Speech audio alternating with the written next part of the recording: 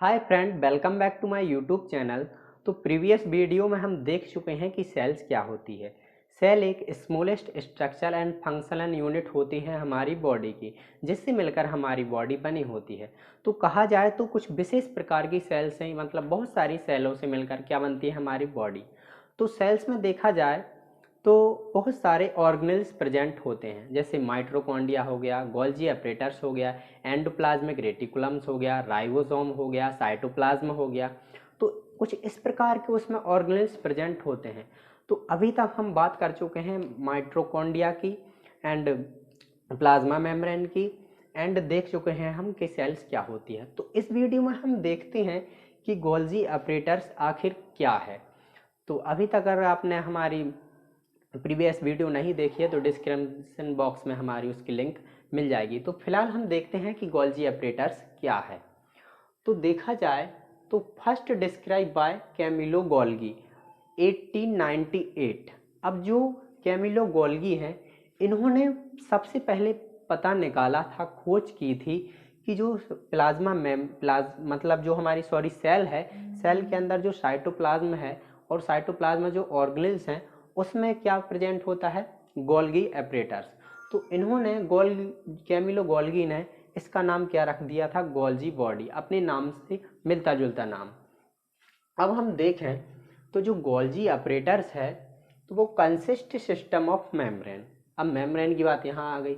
तो देखें तो जैसे हमने देखा कि प्लाज्मा मेम्ब्रेन है, उसकी भी सेपरेट मेम्ब्रेन होती है, एंड देखा जाए तो न्यूक्लियस की भी मेम्ब्रेन होती है, एंड एंडोप्लाज्मिक रेटिकुलम की भी पर्टिकुलर मेम्ब्रेन होती है, एंड माइटोकॉन्ड्रिया की भी होती है। तो इसी प्रकार से हमारा जो गोल्जी ऑपरेटर्स है इसकी भी एक सेपरेट मेम्ब्रेन होती है, ये भी एक सेपरेट मेम्ब्रेन बाउंड स्ट्रक्चर होता है गोल्गी ऑपरेटर। तो देखें तो consist system of membrane and bound vesicles and tubules. अब ये किससे मिलकर बना होता है, तो देखें तो ट्यूब्यूल्स, सिस्टर्नी एंड वेसिकल्स। अभी क्या है, तो जो ये स्ट्रक्चर आप देखेंगे इसे हम क्या बोलते हैं, ट्यूब्यूल्स। ठीक है, जो ये है ये देख पा रहे होंगे, इसे हम बोलते हैं ट्यूब्यूल्स। ठीक है, एंड जो ये स्ट्रक्चर आप देखेंगे ये वाला, इसे इसे हम कहते हैं सिस्टर्नी, जो अरेंज है एक के ऊपर एक, ये कह के कहलाते हैं हमारे सिस्टर्नी। अब हम देखें तो जो आप ये स्ट्रक्चर देख पा रहे होंगे ये वाले, इसे हम कहते हैं वेसाइकल्स। अब वेसाइकल्स में कुछ विशेष प्रकार के मतलब इसमें प्रोटीन अरेंज होते हैं। अभी हम बात करेंगे कि ये क्या है और कैसे अरेंज होते हैं इसमें, और क्या वर्क होता है हमारे गोल्गी ऑपरेटर्स का।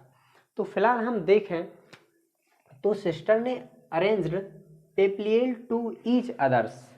तो ये मतलब पेप्लियल क्या बता रहा है कि ये अरेंज कैसे होते हैं, मतलब एक के ऊपर एक। देखो तो जैसे ये है, ये हमारे सिस्टर ने कुछ इस प्रकार से अरेंज होते हैं, जो आप इस डायग्राम में देख पा रहे होंगे, एक के ऊपर एक अरेंज हैं। ठीक है, अभी तो हम इसके स्ट्रक्चर की बात कर रहे हैं। अब देखें तो इट हैज़ टू फेस। अब जो हमारा गोल्गी ऑपरेटर्स है इसके टू फेस होते हैं। अब टू फेस हैं तो सिस फेस टूवर्ड न्यूक्लियस।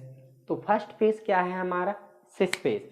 तो जो ये देखेंगे तो ये है हमारा सिस फेस, ये वाला, इसे हम बोलते हैं सिस फेस।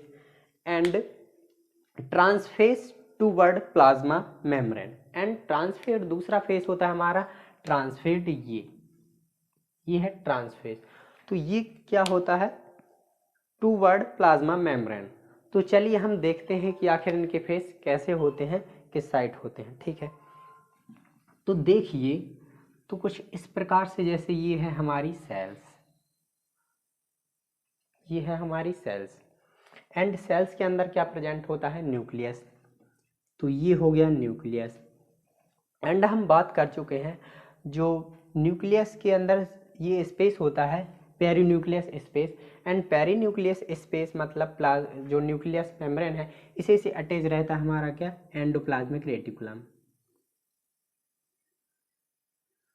तो ये एंडोप्लाज्मिक रेटिकुलम अटैच हो गया, एंड एंडोप्लाज्मिक रेटिकुलम के बाद हमारा यहाँ आता है गोल्गी एपरेटर्स।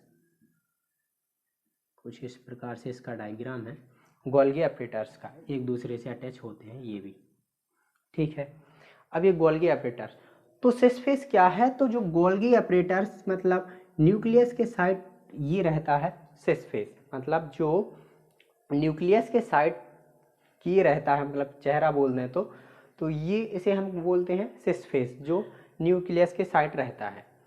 एंड अब हम बात करें ट्रांसफेस की, तो ट्रांसफेस क्या है, तो ट्रांसफेस टूवर्ड प्लाज्मा मेम्ब्रेन। अब जो आप ये ट्रांसफेस देख रहे होंगे, ये ट्रांसफेस ये क्या रहता है, ये रहता है प्लाज्मा मेम्ब्रेन के साइड, ये ऐसे, तो ये है हमारी प्लाज्मा मेम्ब्रेन, ठीक है। जो हमारी सेल्स की मेम्ब्रेन है इसे बोलते हैं हम प्लाज्मा मेम्ब्रेन। तो जो प्लाज्मा मेम्ब्रेन के साइट है ये, इसे हम बोल देंगे ट्रांसफेस, ठीक है। अब हम ट्रांसफेस की भी बात कर चुके हैं। अब हम देखें तो most abundant liver and pancreas cell, तो गोल्गी बॉडी का क्या काम होता है, ये करता है प्रोटीन सिंथेसिस, प्रोटीन पैकेजिंग करता है, और जहाँ सेल्स में नीड होती है कहीं भी, तो ये प्रोटीन को वहाँ पहुँचाने का काम करता है कौन, गोल्गी एपरेटर्स। एंड ये क्या करता है, जो प्रोटीन है उसे मॉडिफाई करता है, मॉडिफाई करने का काम करता है, एंड ये वहाँ पहुँचाता है जहाँ नीड होती है। तो बेसिकली कहा जाए तो लीवर एंड पैंक्रियास सेल्स में इसे ज़्यादा ज़रूरत होती है किसकी, गोल्गी एपरेटर्स, मतलब प्रोटीन की ऊर्जा एनर्जी की ज़रूरत होती है पैंक्रियाज एंड लीवर सेल, तो यहाँ पर अधिक मात्रा में गोल्गी एपरेटर्स और ये प्लाज्मा मेम्ब्रेन जो माइटोकॉन्ड्रिया है वहाँ ज़्यादा होती है। तो चलिए अब हम देखते हैं कि आखिर गोल्गी बॉडी है तो इसका क्या वर्क है सबसे ज़्यादा, तो चलिए देखते हैं। चलिए अब हम देखते हैं कि जो गोल्गी एपरेटर्स है इसके क्या फंक्शन हैं, तो चलिए देखते हैं। तो फर्स्ट फंक्शन देखें तो modification packing secretion of protein, तो जो प्रोटीन है इसका सीक्रेशन करता है एंड मॉडिफाई करता है, मॉडिफिकेशन करता है किसका, प्रोटीन का। एंड सिंथेसिस ऑफ कार्बोहाइड्रेट, किसका सिंथेसिस करता है, कार्बोहाइड्रेट का। एंड ट्रांसपोर्टेशन ऑफ प्रोटीन, मतलब एक जगह से दूसरी जगह भी भेजने का काम कौन करता है, हमारा Golgi एपरेटर्स। And formation of lysosome, अब ये लाइसोसोम जो प्रेजेंट होता है हमारी सेल्स में, इसका भी फॉर्मेशन कौन करता है, गोल्गी एपरेटर्स। तो चलिए हम समझते हैं कि आखिर ये कैसे काम करता है, तो इसे मैं इरेज कर देता हूँ, ठीक है। तो अब देखिए, तो ये है हमारी सेल, ये बना दी हमने सेल्स, और सेल्स के अंदर क्या प्रेजेंट होता है, न्यूक्लियस, तो ये हो गया हमारा न्यूक्लियस। एंड न्यूक्लियस के अंदर प्रेजेंट होता है डीएनए एंड एमआरएनए। तो जो एमआरएनए है तो जैसे ये हो गया पेरीन्यूक्लियस स्पेस, तो पेरीन्यूक्लियस स्पेस से क्या रहता है अटैच, एंडोप्लाज्मिक रेटिकुलम, जो हम पिछली वीडियो में बात कर चुके हैं कि एंडोप्लाज्मिक रेटिकुलम क्या होता है। तो जो इसमें एंडोप्लाज्मिक रेटिकुलम स्मूथ एंड, ठीक है, ये स्मूथ एंडोप्लाज्मिक रेटिकुलम के ऊपर क्या हो गया अटैच, राइबोसोम्स। अब राइबोसोम्स अटैच हो गया तो इसके अंदर है डीएनए एंड एमआरएनए, ठीक है। अब एमआरएनए जब पेरीन्यूक्लियस स्पेस से निकल कर आएगा कहाँ, एंडोप्लाज्मिक रेटिकुलम के पास, और एंडोप्लाज्मिक रेटिकुलम के ऊपर इस पर अटैच होते हैं क्या, राइबोसोम्स। अब राइबोसोम्स अटैच होते हैं तो ये क्या करते हैं, प्रोटीन बनाने का काम करते हैं, ये दोनों मिलकर क्या बनाते हैं, प्रोटीन। अब इन्होंने प्रोटीन तो बना ली, अब प्रोटीन किसके रूप में निकल कर आते हैं, वेसिकल्स के रूप में, हम बात कर चुके हैं कुछ इस प्रकार से। ये वेसिकल्स के अंदर क्या प्रेजेंट होगा, प्रोटीन। अब फिर प्रोटीन वेसिकल्स के रूप में निकल कर आ गई। अब इसका काम हो गया, न्यूक्लियस का काम हो गया, एंडोप्लाज्मिक का काम भी हो गया, इन्होंने प्रोटीन बना दी। अब वर्क आएगा किसका, गोल्जी ऑपरेटर्स का। तो गोल्जी ऑपरेटर्स क्या है, तो जैसे मान लो ये गोल्जी ऑपरेटर्स है, ये गोल्गी ऑपरेटर्स है। अब इसका काम क्या होता है, तो जो प्रोटीन का सिंथेसिस हो गया वेसिकल्स के रूप में, तो अब ये किसके पास जाएगा, वेसिकल्स के रूप में जाएगा प्रोटीन, किसके कहाँ, गोल्गी ऑपरेटर्स के पास। अब ये यहाँ पे चलकर आ गया गोल्गी ऑपरेटर्स के पास, क्या आ गया, प्रोटीन। तो अब ये प्रोटीन आ गया, तो गोल्गी ऑपरेटर्स क्या करता है, पैकिंग, ये प्रोटीन की पैकिंग करेगा एंड सिंथेसिस ऑफ प्रोटीन, मतलब ये सिंथेसाइज करेगा किसको, प्रोटीन को, एंड ये करता है ट्रांसपोर्टेशन का काम। अब गोल्गी ऑपरेटर्स ने इसको मॉडिफाई कर दिया, प्रोटीन को बना दिया। अब ये क्या करेगा, जहाँ प्रोटीन की नीड होती है ये वहाँ पहुँचाने का कार्य कौन करता है, Golgi operators.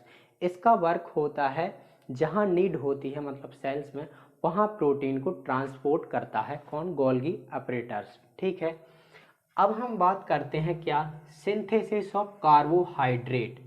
Synthesis of carbohydrate, तो ये कैसे सिंथेसाइज करता है, चलिए इसे भी हम देख लेते हैं। तो कार्बोहाइड्रेट जैसे लिपिड, तो प्रोटीन प्लस लिपिड तो बनाता है प्रोटीन प्लस लिपिड। तो प्रोटीन प्लस लिपिड, तो ये क्या बना देता है, लिपोप्रोटीन, लिपोप्रोटीन। ठीक है, कुछ इस प्रकार से ये सिंथेसिस करता है। ठीक है, protein plus sugar, protein plus